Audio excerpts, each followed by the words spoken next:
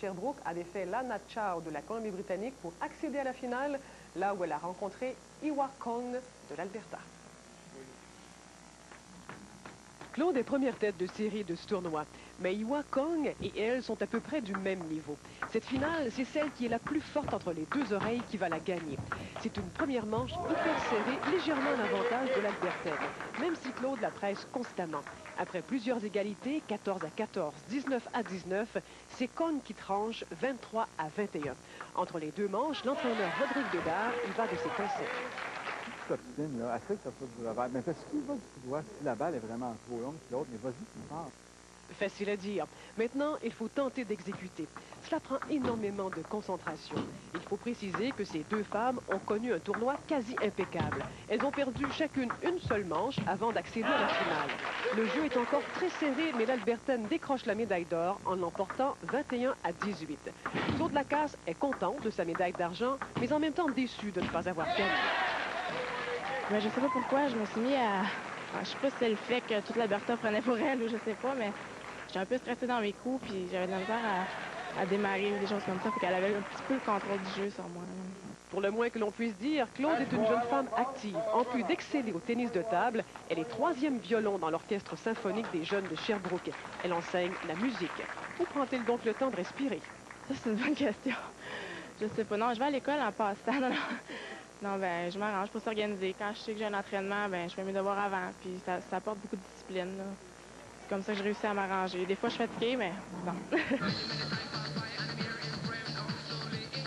C'est avec cette musique de danse très rythmée que Philippe Bergeron se concentre. Ça aiguise ses sens. En demi-finale, il affronte la deuxième tête de série, l'Ontarien Omoyun Kankar-Parsi. Un jeune homme qui a vécu en France, au pays du champion du monde de tennis de table, Jean-Philippe Gassian. Il est au Canada depuis 9 mois. Philippe est quatrième tête de série. Il n'est pas supposé dominer ce match, mais il est super concentré et cause la surprise en défaisant l'Ontarien en 2 manches. Philippe la voulait tellement cette victoire qu'il n'a pas dormi de la nuit. Mais à quoi pensais-tu donc, Philippe? À lui. Tu l'haïssais? Pas je l'haïssais, mais il était un petit peu frappé. Il venait de la France, c'était un joueur qui était fort. Puis, ben, c'est ça. Pas je pensais à lui, mais je pensais à quoi faire quand... Je me pensais à aujourd'hui. Puis je pensais que ce que j'allais faire. Puis je pense que ça a porté chance. Quel sorte de joueur il est, Philippe Bergeron? Comme si vous avez vu peut-être tantôt, très, très agressif. Pour gagner, il doit d'être très intense mentalement, ce qu'il est capable de faire. Et c'est un attaquant en puissance, un gaucher, il utilise les coups brossés surtout. S'il attaque bien comme tantôt, l'autre joueur ne peut pas jouer. Mais là, il va avoir du boulot sur les bras. Hein? Il est très fort, l'autre. Il serait du calibre de l'équipe nationale, mais vu qu'il vient d'arriver au Canada, il n'a pas encore son statut sur l'équipe nationale. Il ne s'entraîne pas assez, mais son calibre est là. Quan Ting Liu était sur l'équipe junior de Taipei avant son arrivée au Canada il y a 1 an. Là-bas, il s'entraînait plusieurs heures par jour. Il est donc très expérimenté. Il impose son rythme dans cette première manche de la finale. Philippe n'a perdu qu'un seul match dans ce tournoi. C'était en ouverture du tour préliminaire et c'était contre Liu. Liu profite de l'avantage psychologique. Ils sont tous les deux gauchers, ce qui va leur permettre de comprendre ce qu'un droitier éprouve en jouant contre eux. Première manche, elle va à Quan Ting Liu. Moi, je te dis, ce que tu changes, c'est aller plus vite à son coup droit. Philippe est fort stratégiquement. C'est un ancien joueur de tennis. Il est au tennis de table depuis un peu plus de 3 ans. Il s'est développé très rapidement. Il connaît de super bons passages dans cette deuxième manche, assez pour effrayer son adversaire. Il attaque avec efficacité. Il perdait 13-7. Il a su combler l'écart, mais pas suffisamment. Il s'incline 21 à 17.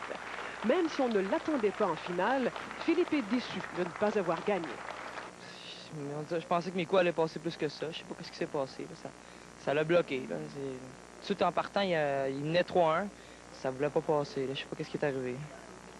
Ben, à la fin, je suis revenu. Moi, je suis content, là, mais j'aurais pu aller plus loin encore. Là.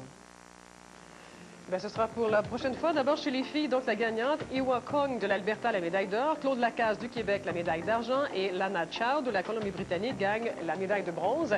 Et c'est donc Kurt Liu de l'Ontario qui l'emporte. Philippe Bergeron du Québec prend la médaille d'argent et Omoyun Kankar-Parsi de l'Ontario prend la médaille de bronze. Et là-dessus, on charge carrément de sport pour aller